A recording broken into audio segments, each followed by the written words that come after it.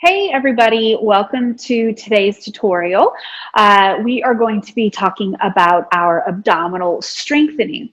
So hopefully you've already viewed some of the previous tutorials on our breath work, finding our neutral pelvis and our lumbopelvic stability here, because those again are going to play into today's tutorial.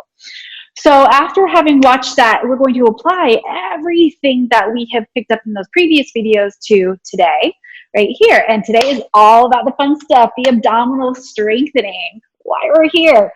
So if we apply the principles from our lumbopelvic stabilization, if you recall, that is all about recruiting our deep lower abdominals or our transversus abdominis, our pelvic floor, our multifidi, all of our deep spinal muscles in the back, and utilizing the action of our diaphragm.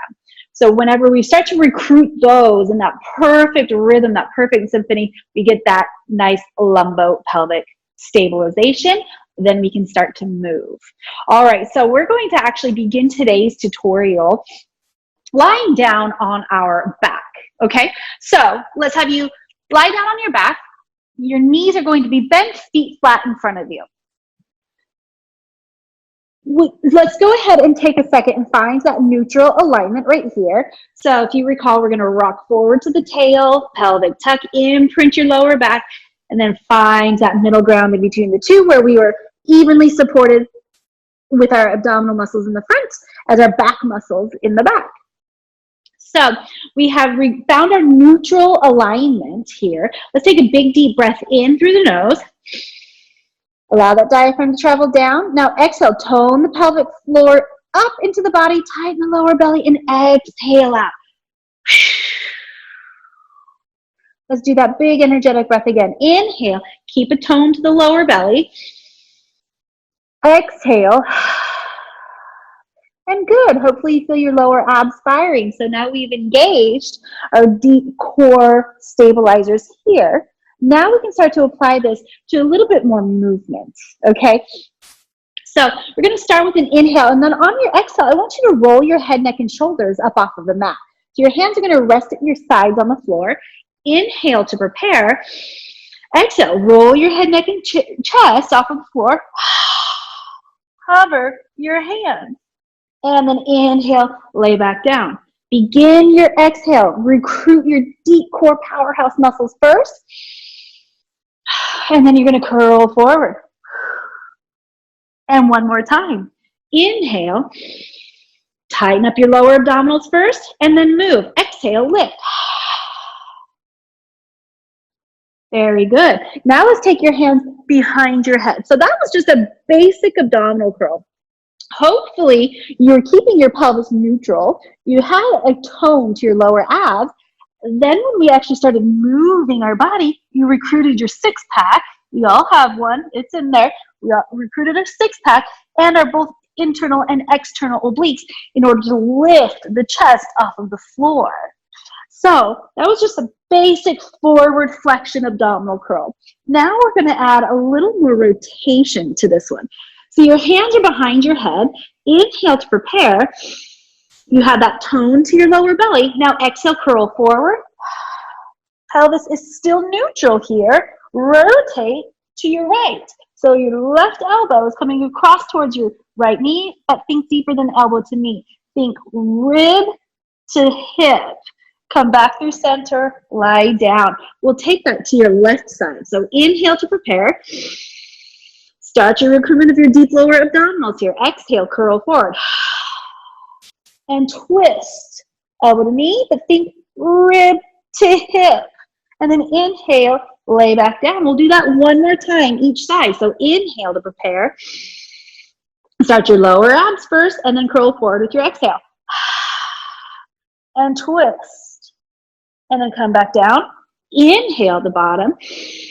Lower abs first. Lift and twist.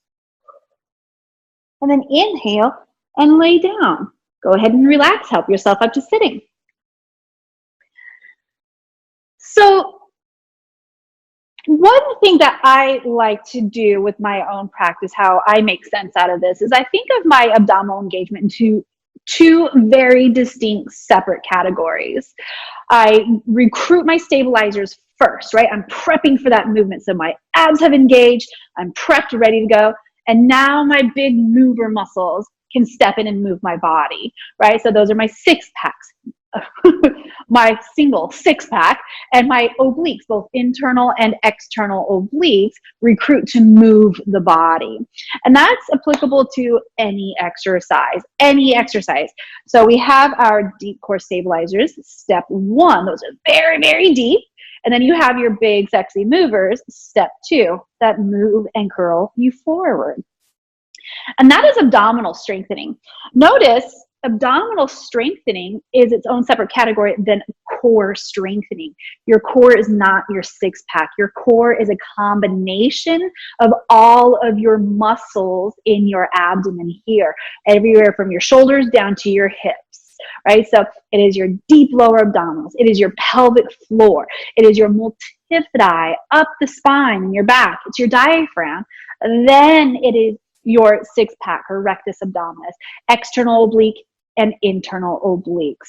It even goes down into your psoas or your hip flexors. Some people will classify that as part of your core musculature and structure, just depending on what exercise you utilize them.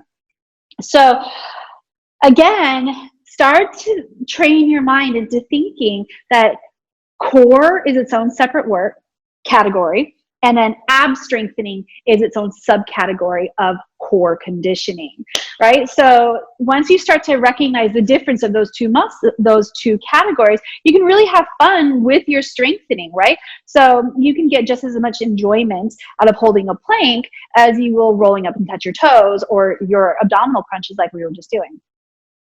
Of course, I say that with a little LOL. Everybody loves planks, right? But you're still getting the same results. We're still getting our nice core conditioning, and then you have your subcategory of your abdominal strengthening. So I hope that has made a bit of a difference in your understanding of what it means to condition our core and strengthen our abdominals here. And again, the one takeaway I want you to take from this is there's two-step process when it comes to big movement. Step one, deepen your engagement of your deep core muscles. Engage your deep core muscles. Step two, move. All right, so practice this. Have fun applying this to your Pilates practice, and I will see you on the mat. Thank you.